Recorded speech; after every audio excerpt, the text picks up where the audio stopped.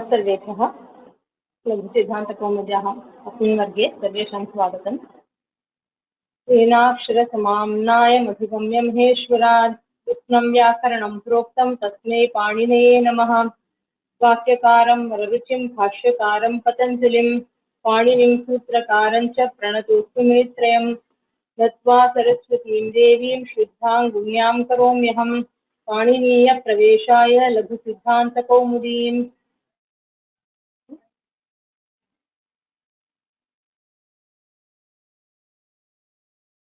चेम्बकलक्ष्मी भगिनी। नमस्ते मैडम।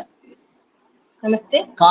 कान प्लस कानां रेडिते कान शब्दस्य नकारस्य कान शब्दे परे रेपम आदेशः।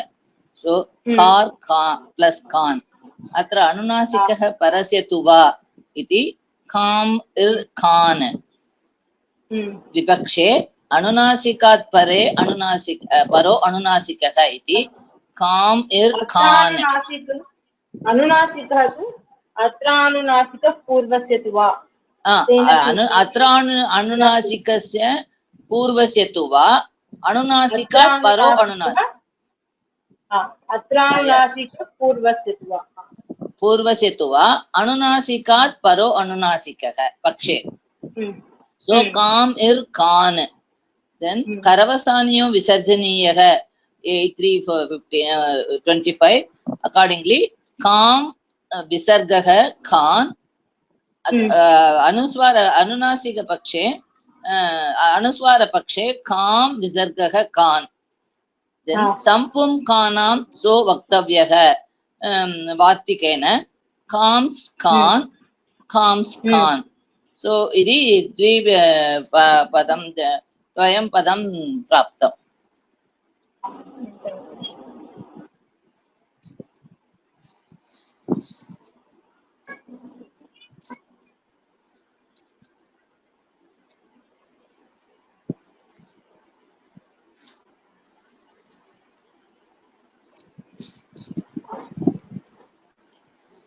कान प्लस कान कानां रेडिते इत्यनेन रुत्वं भवति। कान शब्दस्य आम्रेडिते सो आम्रेडितं नाम यत्र द्वित्वमस्ति तत्र परं यदस्ति तदेव। सो कान शब्दे परे रुत्वं नकारस्य कार इति भवति। पुनः अत्रानुनासिकः पूर्वस्य तु वा इत्यनेन अनुनासिकः अनुनासिकात् परोनुस्वारः इत्यनेन अनुस्वारः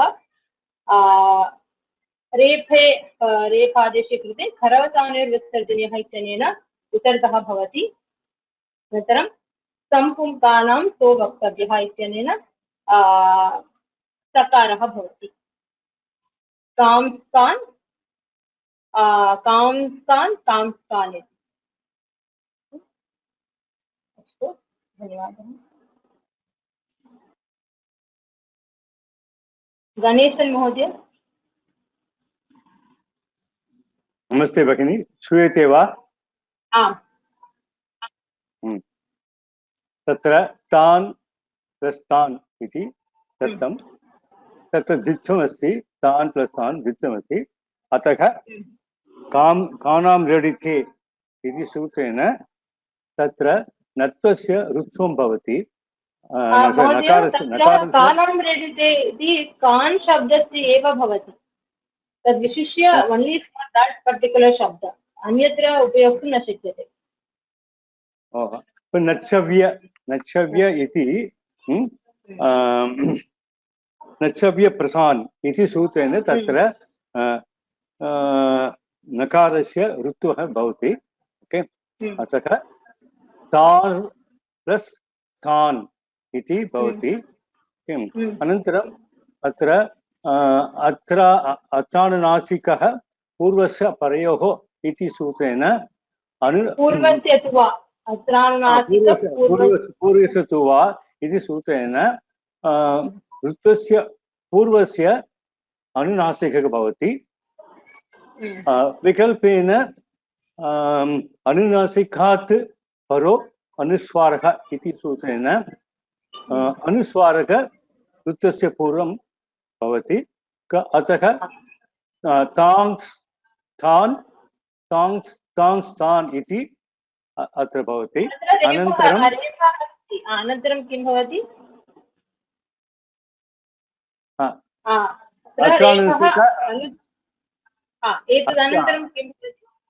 एतदनन्तरं करवसानयोर्विसर्जनीयः इति सूत्रेण तत्र विसर्गः ऋत्वस्य विसर्गः भवति अतः ताङ्क् प्लस् तान् ताङ्क् ताङ्क् प्लस् तान् इति तत्र भवति अनन्तरं विसर्जनीयस्य सः इति सूत्रेण तत् विसर्गस्य सकारः भवति अतः ताङ्क्स् प्लस् तान् पक्षे तांस् प्लस् तान् इति भवति सो प्रथमरूपं तांस् तान् पक्षे तांस् तान् द्वितीयरूपम् आं समीचीनं धन्यवादः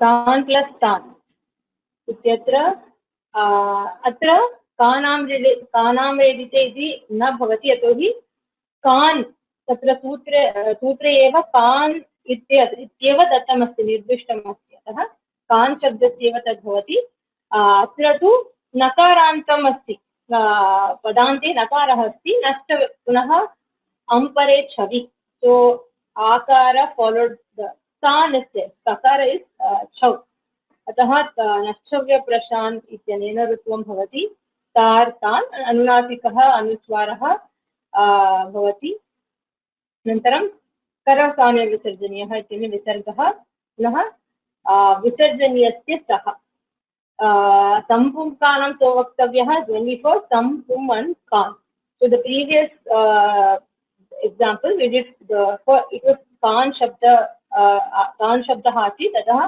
सम्पुंकानाम् इति वयं कृतवन्तः अत्र तु तत् नास्ति तद् विसर्जनीयस्य सः इत्यनेन सकारः भवति so तांस् तान् और तांस् तान् one with अनुस्वार one with anunasika another one with anuswara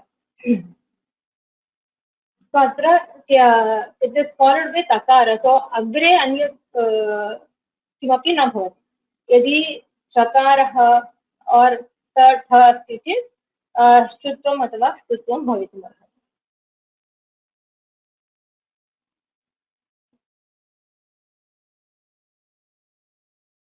Ramanathan महोदय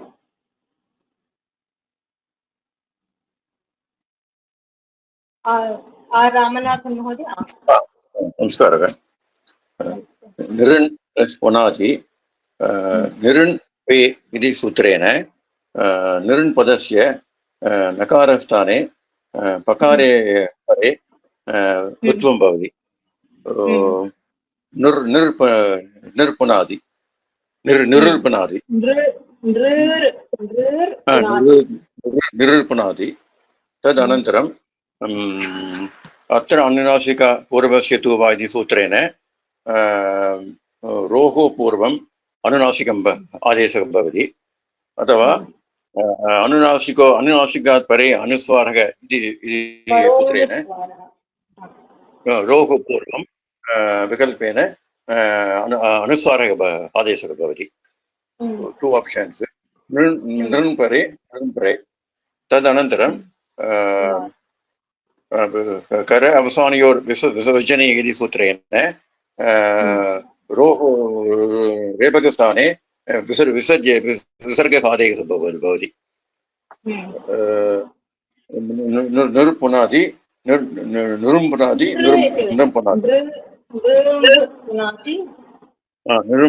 निरुम्पुनादि तदनन्तरं कुप्फो खफो च इति सूत्रेण विसर्गस्य स्थाने उपद्मानीः आदेशः भवति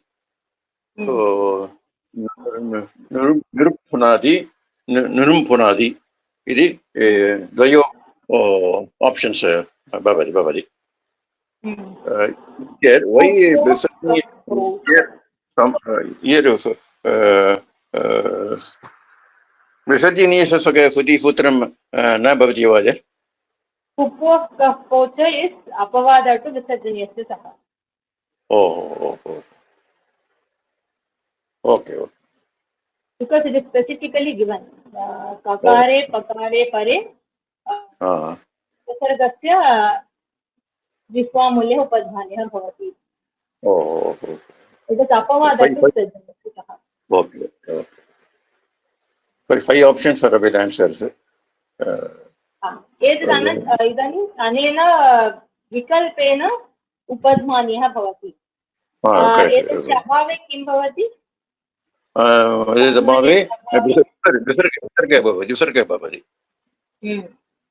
विसर्गः एव भवति।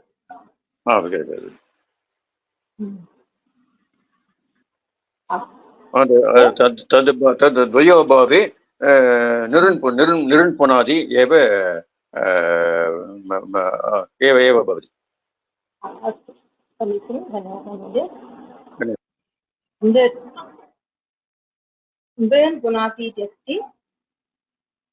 नृन् पे इत्यनेन नृन् इति द्वितीया नृशब्दस्य द्वितीया बहुवचनं नृन् इति। तस्य नकारस्य पे पकारे परे ऋत्वं भवति। नृ प्लस् पुनाति। अत्र अनुनासिकः अनुस्वारः पुनः खरवसानयोर्विसर्जनीयः इत्यनेन विसर्गः भवति। अत्र विसर्जनीयस्य सः इति भवितुं तस्य प्राप्तिः अस्ति, परन्तु कुप्वः कः कौ च इति तस्य अपवादभूतं सूत्रं। सो दिस् विल् ओन्ली हैपन् यदि विसर्गस्य अनन्तरं सकारः और पकारः अस्ति। Actually, it says Bhagini has made it very clear in the class itself. Even though it says Kuppoho, Kavarga and Pavarga, but effectively, only when followed by Ka, Kha or Pa, Pha, we will get the Vishwamulya and Upadhmaniya. The Mridu Vyanjane Pare, Visarga eva na bhavati. So, yada Visarga when followed by Ka, Ka or Pa, Pha, we will get the Vishwamulya or Upadhmaniya. Vikalpena bhavati. So, Kupvo Kafpo cha ityanena Vikalpena Upadhmaniya. So, Drumh Punati, Drumh Punati. परस्मिन् पक्षे विसर्गः एव भवति। तो विसर्गस्य विसर्गः अनेनैव सूत्रेण विसर्गः भवति। दृम्भ पुनाति, दृम्भ पुनाति, दृम्भ पुनाति। So there are and Rutvam itself is optional. So अस्मिन् सूत्रे एव that Ubhayata comes from the previous one of the previous sutra. अतः Nrunpe ityatra Rutvam is optional. So when we do the Rutva, then we get Upadhmani se pakshe Anunasika and Anuswaran. Drumh Punati, Drumh Punati. And Visarga pakshe api Anunasika and Anuswara. When the Rutva is not done, Rutva se abhave Nrun Punati. Tavade. Nrun Punati.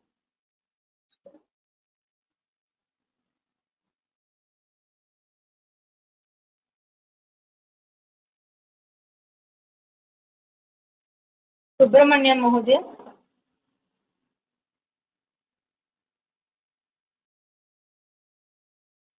Subramaniam महोदय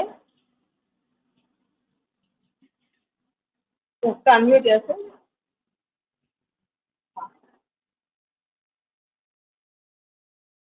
हरि ओम्। श्रूयते भगिनि? श्रूयते। अत्र पदच्छेदः इति चेचा इति सूत्रेण तुगागमं भवति। पद प्लस् इत् प्लस् छेदः। अनन्तरं जलां जशोन्ति इति सूत्रेण सकारः कुत्र भवति? पद इत् छेदः आगमः भवति। पद इत् छेदः। सो इदानीं तकारस्य दकारः भवति जलां जशोन्त इति सूत्रेण प्रथमम्। अनन्तरं दकारस्य जकारः भवति स्तोष्टुनाश्चुः इति सूत्रेण। अनन्तरं जकारस्य चकारः भवति करिचा इति सूत्रेण। अन्तिम पदच्छेदः इति प्राप्यते। धन्यवादः। तदेव अत्र छेद इत्यनेन अत्र ह्रस्वस्वरः अस्ति। पद यत्र अकारः ह्रस्वः, तो अतः नित्यं भवति। ह्रस्वस्वरः अस्ति चेत् तुगागमः नित्यं भवति। छेद इत्यनेन तुगागमः पद इत् प्लस् छेदः, देन् जष्ट्वं तोष्टुनाश्रुः इत्यनेन श्रुत्वं, हरिच इत्यनेन चत्वं पदच्छेदः।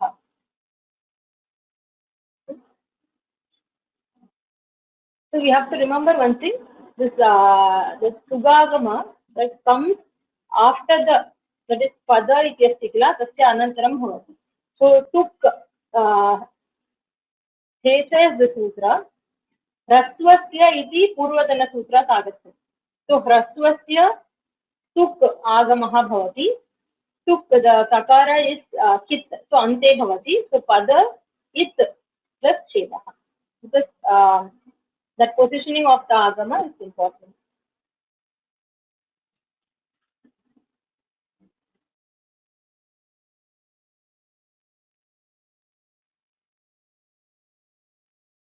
Vijayalakshmi Bhagini.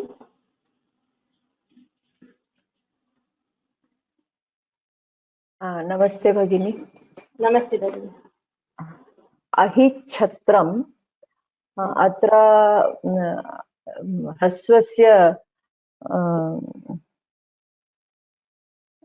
ह्रस्वस्य अचः अस्ति खलु, तत्र तुक् आगमः भवति। ककारः अस्ति इति कृत्वा इकारस्य अनन्तरम् आयाति। सो अहि त तकारः छत्रम् इति भवति। छेच इति सूत्रात्। अनन्तरं तकारस्य जष्ट्वं भवति झलान् जशोन्ते इति सूत्रात्, इति सूत्रेण अहि द छत्रम् इति भवति। अनन्तरं शुत्वं भवति स्तोश्चुनाश्चुः इति सूत्रेण अहि ज छत्रम् इति भवति। अनन्तरं खरिच इत्यनेन जकारस्य चत्वं भवति। अहि च छत्रम् अहिच्छत्रम् इति सन्धि। धन्यवादः। तो अहि प्लस् छत्रं छेच यतोहि ह्रस्वस्वरः हि इति ह्रस्वः अस्ति। छेच इत्यनेन नित्यं तुगागमः अहि छत्रं, देन् जष्ट्वं तोष्टुनाश्रुः इत्यनेन श्रुत्वं, देन् सत्वम् अहिच्छत्रम् इत्यनेन इत्येव भवति। So it is always with the तुगागमः।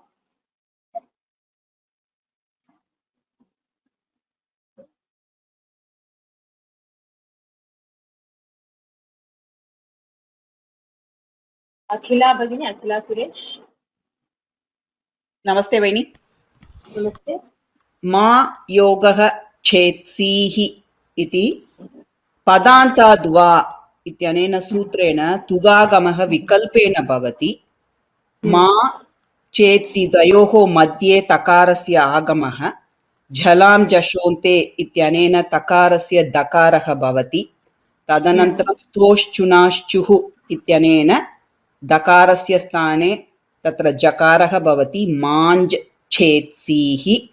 अनन्तरं खरीच इत्यनेन जकारस्य चकारः भवति। मात् छेत्सीः इति विकल्पेन भवति। अनन्तरं तुगागमस्य अभावे तु मा छेत्सीः इत्येव भवति। समीचीनं, धन्यवादः। सो अत्र मा इति दीर्घस्वरः अस्ति। पदान्ताद्वा इत्यनेन विकल्पेन तुगागमः भवति। मा प्लस् छेत्सीः, झलां जशोन्ते तोष्टुनाश्रुः, श्रुत्वं, सर्त्वं, तुगागमपक्षे माच्छेत्तिः इति भवति, तुगागम अभावे माच्छेत्तिः इत्येव भवति। उमा भगिनी श्रूयते वा भगिनि? आम्। मम छात्रः पदान्ते ह्रस्वः चकारे परे छेच इत्यनेन चकारे परे अकारस्य तुक् इति कितागमः भवति, पदान्ते भवति। मम त् छात्रः छेच इत्यनेन, अनन्तरं जस्त्वं भवति तकारस्य चकारे परे जलां जशोन्ते इत्यनेन ममत् छात्रः, अनन्तरं स्तोः श्चुनाश्चुः इत्यनेन श्चुत्वं भवति, ममज् छात्रः। अनन्तरं खरीच इत्यनेन चत्वं भवति, ममच् छात्रः। अन्तिमरूपं ममत् छात्रः। समीचीनम्। तत्रापि ह्रस्वस्वरः छेच इत्यनेन नित्यं तुगागमः, ममत् छात्रः, जष्ट्वं श्रुत्वं चत्वं ममत् छात्रः, ममत् छात्रः।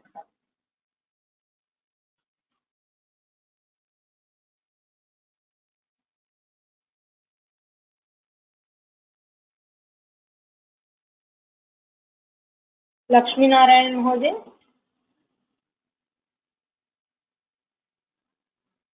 नमस्ते भगिनी। काले छिद्यते।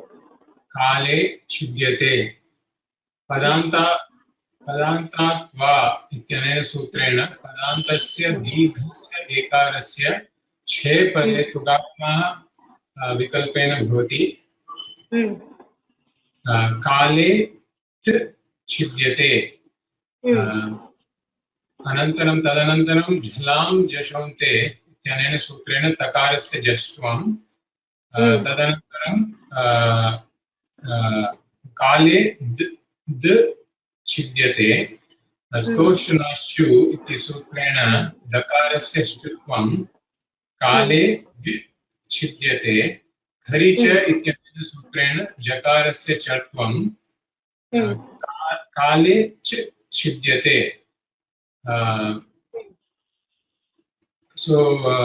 रूपद्वयं अस्ति। काले छिद्यते, तुगागमाभावे काले छिद्यते। समीचीनं, धन्यवादः। काले प्लस् छिद्यते, अत्र दीर्घः पदान्ताद् वा इत्यनेन विकल्पेन तुगागमः भवति। काले प्लस् छिद्यते, जष्टुं श्चुत्वं चत्वं, तुगागमपक्षे काले छिद्यते, तुगागमभावे काले छिद्यते। काले छिद्यते और काले छिद्यते। संधि निबद्धत।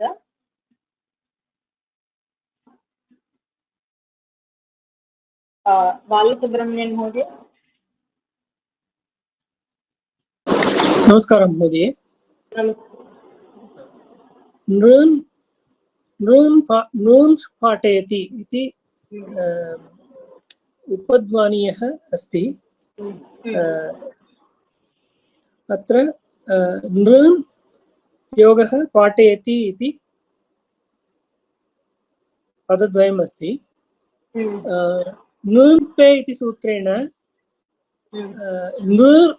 नृर् पाठयति इति ऋत्वं भवति। एतत्तु विकल्पसूत्रम्, अतएव नृन् पाठयति इत्यपि रूपम् अस्ति, नृर् पाठयति अस्ति द्वितीयं रूपं। तदनन्तरं अत्रानुनासिकः पूर्वस्य तु वा इति सूत्रेण नृ रकारः पाठयति इति भवति, अथवा अनुनासिकात् परोनुस्वारः इति सूत्रेण नृ अनुस्वारः रकारः पाठयति इति रूपद्वयं भवन्ति भवतः। तदनन्तरं करवसानयोर्विसर्जनीयः इति सूत्रेण एकं रूपं भवति, नृः पाठयति विसर्गं भवति अनन्तरं नृं नृं पाठयति इति रूपद्वयं भवन्ति तदनन्तरं कुप्वः कः पौच इति सूत्रेण अनुनासिकरूपम् एकं नृं पाठयति नृं पाठयति इति एकं रूपं भवति उपध्मानीयं सहितं अनन्तरं रूपं विसर्गस्य विसर्ग एव आदेशः भवति so we just have to solve only till what is given here so अत्र अनुस्वारः उपध्मानीय एव दत्तमस्ति तावत् पर्यन्तमेव साल्व् कुर्मः चेत् अलम् तदा तु नृं पाठयति इति एकं रूपं नृं पाठयति इति द्वितीयं रूपं भवति अत्र तु उपध्मानीय सहितं रूपं देयम् अतः सिद्धः नृं पाठयति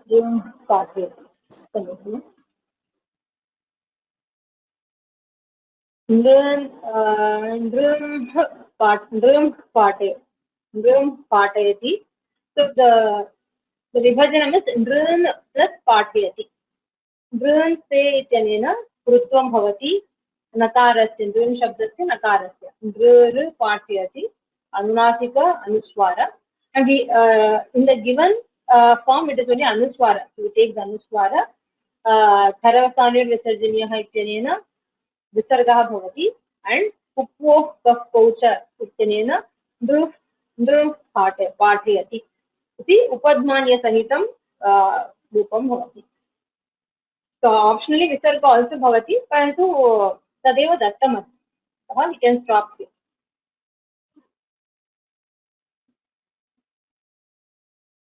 महालक्ष्मी भगिनी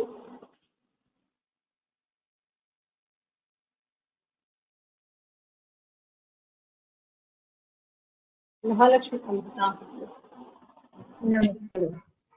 प्रथमरूपं तस्मिन् तृप्ते नश्चव्यप्रशान् इत्यनेन अम्परे चवि पदान्तस्य नस्य ऋत्वं भवति तस्मै तृप्ते अत्र अनुनासिकपूर्वस्य तुवः इत्यनेन रोः पूर्वस्य आकारस्य अनुनासिकः आदेशः भवति तस्मिन् इकारः अस्ति किल रोः पूर्वम् इकारः अस्ति तस्मिन् इकारः अनुनासिकः आदेशः भवति तस्मिन् तृप्ते इति अनुनासिक परोनुस्वारः इत्यनेन तस्मिन् तृप्ते इति भवति अनुस्वारपक्षे करवसानयोर्विसर्जनीयः इत्यनेन अनुस्वारपक्षे एव दत्तम् अतः तस्मिन् तृप्ते विसर्गं भवति विसर्गः आदेशः भवति विसर्जनीयस्य सः इत्यनेन सकारः तस्मिन् तृप्ते इति अनुस्वारपक्षे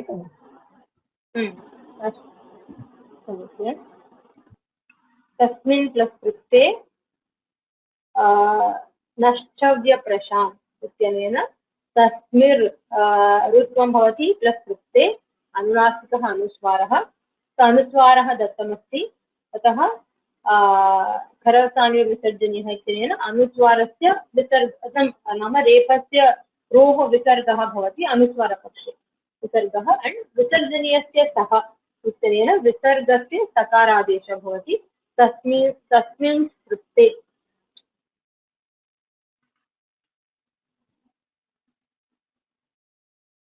गणेशन् महोदय दृश्यते वा श्रूयते वा श्रूयते तत्र नवच्छिद्राणि इति पदम् आरभ्य नव प्लस् छिद्राणि इति पदद्वयं नव प्लस् छिद्राणि चेच इति सूत्रेण ह्रस्वस्य परे चकारः अस्ति अतः चेच इति सूत्रं तत्र भवति तेन तुगागमः भवति आद्यन्ततकितौ इति प्रकारे अन्तिमे भवति तुकागमे नव अन्तिम नव प्लस इत् प्लस छिद्राणि नवत् छिद्राणि अनन्तरं तकारस्य जस्वं भवति इद् तकारस्य दकारक जस्वं भवति नवद् छिद्राणि जलां जस्वन्ति इति तत्र सूत्रं तदनन्तरं चोः चूना चूः इति सूत्रेण तकारस्य जकारः भवति अतः नवज् चित्राणि इति रूपं भवति अनन्तरं करिच इति सूत्रेण जकारस्य चकारः भवति अतः नवच् छिद्राणि इति अन्तिमरूपं भवति आरम्भरूपमस्ति नव विभजनं कृत्वा नव प्लस् छिद्राणि इति भवति ह्रस्वः अस्ति इत्यतः छे च इत्यनेन नित्यं सुगागमः नव प्लस् छिद्राणि जष्ट्वं श्रुत्वम् अण्ड् चर्त्वं नव प्लस् छिद्राणि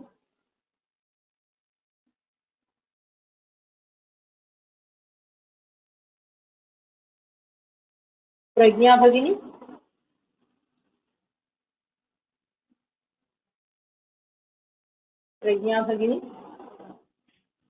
unmute.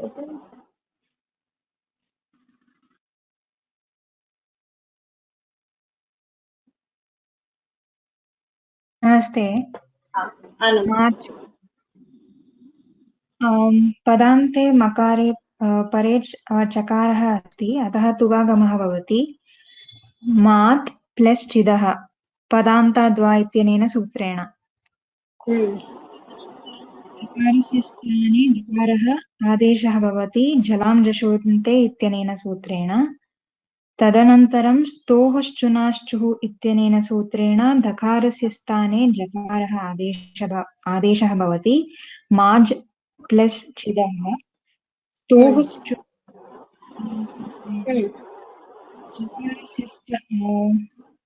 एतत्तु स्तोश्चुनाश्चुः इत्यनेन सूत्रेण तदनन्तरं करीच इत्यनेन सूत्रेण जकारस्य स्थाने चकारः आदेशः भवति अतः माच्छिदः इति भवति धन्यवादः मा प्लस् छिदः इति वस्तुतः अत्र विकल्पेन आकारः दीर्घः अस्ति अतः पदान्ताद्वा इत्यनेन विकल्पेन तुगागमः परन्तु the given form is with the तुगागमः so we do that मा प्लस् छिदः जष्ट्वं श्रुत्वम् अण्ड् चर्त्वं माच्छिदः इट इज मा प्लस् छिदः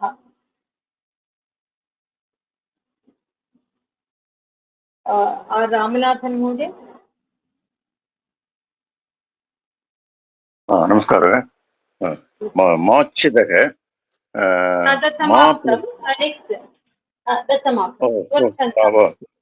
सवच्छन्दः सव प्लस् छन्दः चेच इति सूत्रे चेच इति सूत्रेण ह्रस्य परस्य चेपरे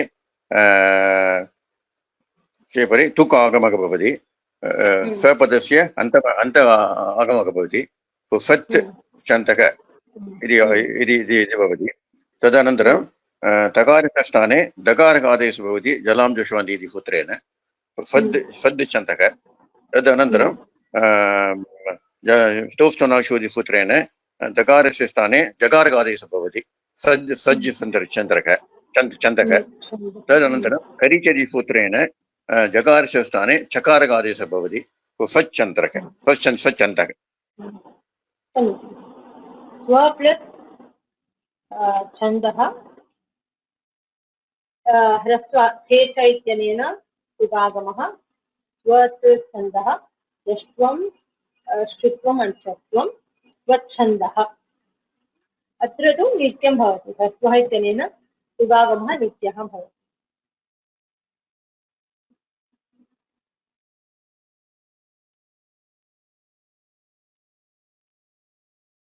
श्रीगीता भगिनी नमस्ते भगिनी नमस्ते श्रूयते वा श्रूयते तीक्ष्णा छुरिका अत्र पदद्वयं तीक्ष्णा छुरिका इति अस्ति प्रथमं रूपम् अत्र आकारान्त दीर्घः अस्ति अत कारणात् पदान्तात् वा इति सूत्रेण तीक्ष्णात् तुकागम भवति अत्र तीक्ष्णात् छुरिका अनन्तरं जलां जशोन्ते इति सूत्रेण तकारस्य दकारः जस्त्वं तीक्ष्णाद् छुरिका तदनन्तरं स्तोचुनाचुः इति सूत्रेण दकारस्य स्थाने जकारः भवति तीक्ष्णाज् छुरिका पुनः खरीच इति सूत्रेण जकारस्य स्थाने चकारादेशः भवति तीक्ष्णात् छुरिका इति रूपं सिद्धं भवति समीचीनं तीक्ष्णा प्लस छुरिका दीर्घः अस्ति पदान्ते अतः पदान्ताद्वा इत्यनेन सुगागमः तीक्ष्णा प्लस छुरिका जष्ट्वं तीक्ष्णाद् छुरिका श्रुत्वं तीक्ष्णाद् छुरिका and हरिच तीक्ष्णाद् छुरिका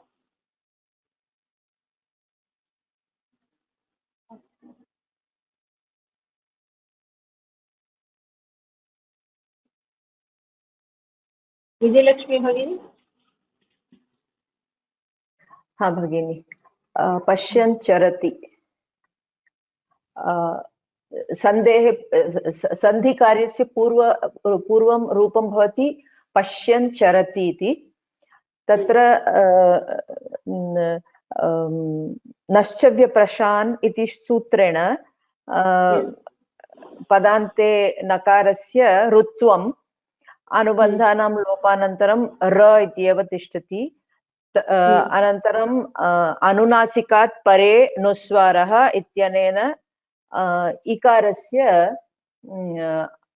अनुस्वारः भवति प्रथमम् अनुनासिकः अत्र अनुनासिकः पूर्वस्य तु वा तत् किमर्थं भगिनि अत्र तु रूपं तु न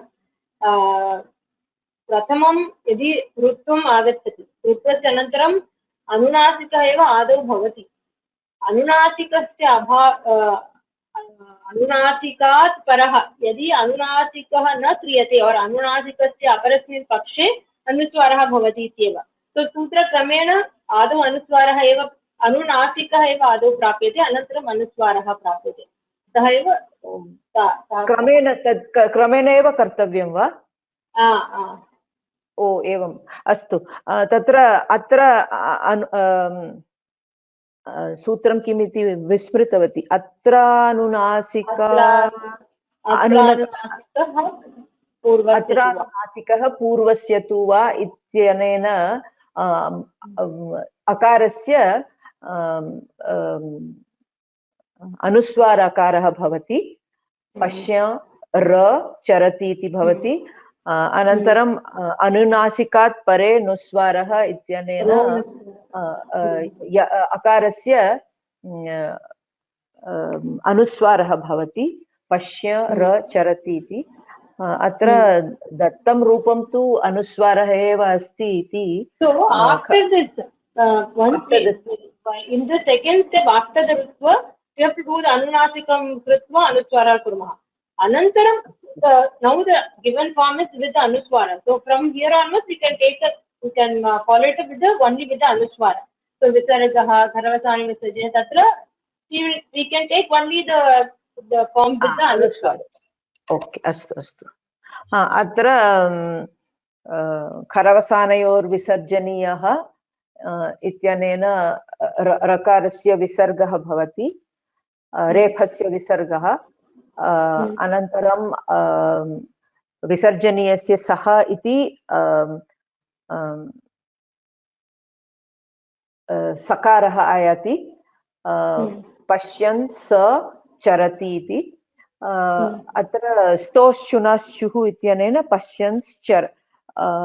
पश्यन्श्चरति इति अन्तिमरूपं पश्यन्श्चरति पश्यन्श्चरति so पश्यन् प्लस चरति नष्टव्य प्रशान् इत्यनेन ऋत्वं भवति so first because Sutra number is also A, that is A32, this is A34. And Sutra artha itself, that is Anunasikat, means Yatra Anunasika na kriyate. So first we do Anunasika only, Tasya abhave or the other pakshe eva vayam anuswaram kurmah. So Anunasika and Anuswaraha. Then sarvasanyor visargah bhavati. Visarjaniyasya saha ityanena sakaradesha bhavati. Then followed which Sosthunastu ityanena Shrutvam bhavati pashyamshcharati. So the word given is pashyamshcharati.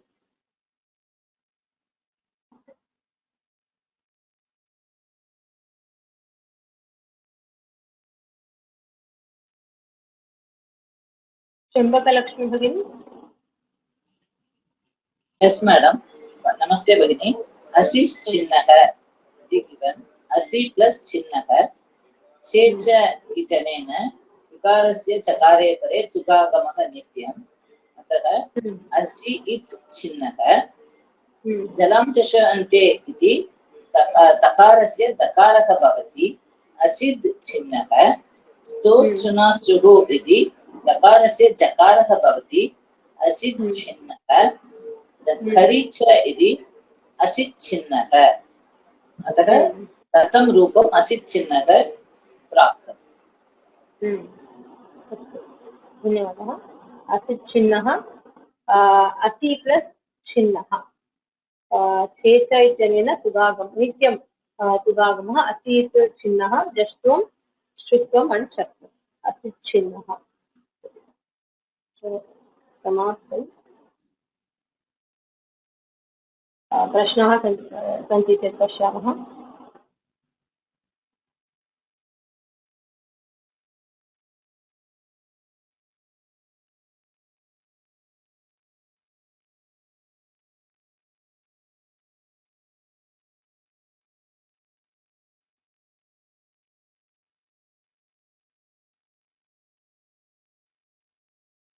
अखिला सुरेश भगिनी का प्रश्नः अस्ति। अखिला भगिनी पश्यन् चरति इत्यत्र एकः प्रश्नः अस्ति। अहं जानामि अत्र स्तोश्चुनाशुः तु चतुर्थे पादे आगच्छति पूर्वत्रासिद्धम् इत्यनेन, परन्तु यदा वयं केवलं स्तोश्चुनाश्चु एव स्वीकुर्मः चेत् तत् सूत्रं पूर्वत्रासिद्धं स्वीकृत्य पश्यन् चरति इति भवितुम् अर्हति वा इति मम प्रश्नः अस्ति। पश्यन् इति वा? पश्यन् योगः चरति इति अस्ति खलु तत्र? आमां। केवलं वयं स्तोश्चुनाश्चुः सूत्रम् अत्र प्रयुज्य वक्तुम् इच्छामः चेत् तत्र पश्यञ् चरति इति भवितुम् अर्हति वा इति मम प्रश्नः। परन्तु नस्तव्यप्रशान् इति नित्यं सूत्रम्। आम्, परन्तु स्तोश्चुनाशुः तु चतुर्थे पादे अस्ति। पूर्वत्रासिद्धम् इति स्वीकुर्मः चेत् एतत् नस्तव्यप्रशान्ते A3 मध्ये अस्ति किल, अतः एतदेव आदौ भवति किल, ऋतुः आदौ भवति। So we can't directly do यथा directly स्तोश्चुनाशुः अप्लै कृत्वा नकारस्य ञकारः कर्तुं न शक्यते। अस्तु। यतोहि नस्तव्यप्रशान् इति नित्यसूत्र। And as you said, Shrutva is 8-4, Asiddha. So this will only, this Nastya Prashan will see this thing at first and it will apply. But if for a basic student, when he is given this Pashyan Charati iti diyate, tarhi stoshchunashuh eva krutva tatra भवितुमर्हति खलु। दोषः भवितुमर्हति। अस्तु। यदि एतत् सर्वं न ज्ञायते तर्हि दोषः भवति, परन्तु तदेव नस्तव्यप्रशान्त नित्यसूत्र and like there is no optional and all that. So this will apply definitely. अस्तु, धन्यवादः।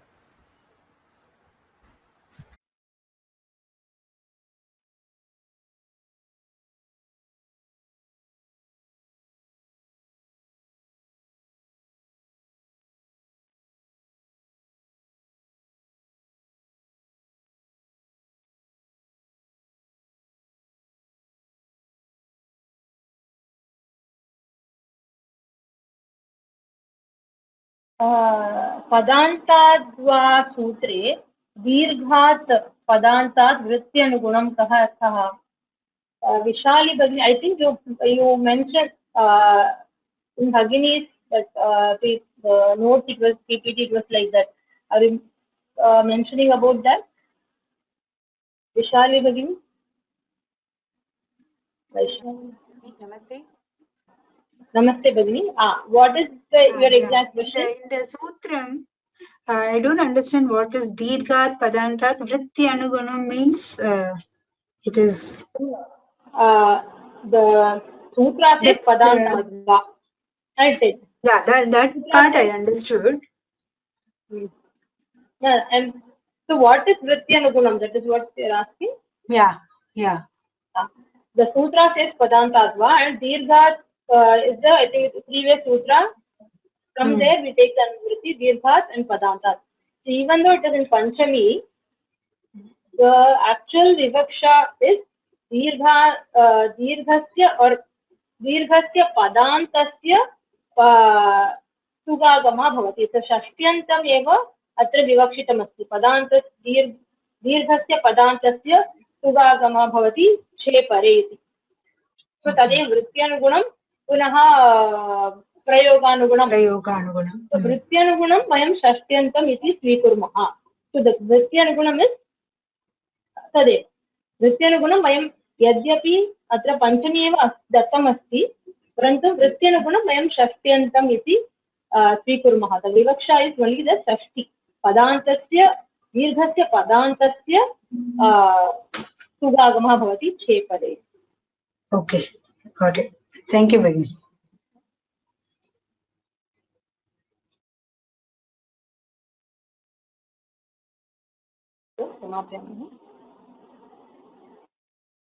ीनाक्षर समाम्नाय अधिगम्य महेश्वरात् कृष्णं व्याकरणं प्रोक्तं तस्मै पाणिनिये नमः। वाक्यकारं रवितिं भाष्यकारं पतञ्जलिं पाणिनिं सूत्रकारं च प्रणतोऽस्मि मुनित्रयं। नत्वा सरस्वतीं देवीं शुद्धां पुण्यां करोम्यहं पाणिनीय प्रवेशाय लघुसिद्धान्तकौमुदीम्। धन्यवादाः।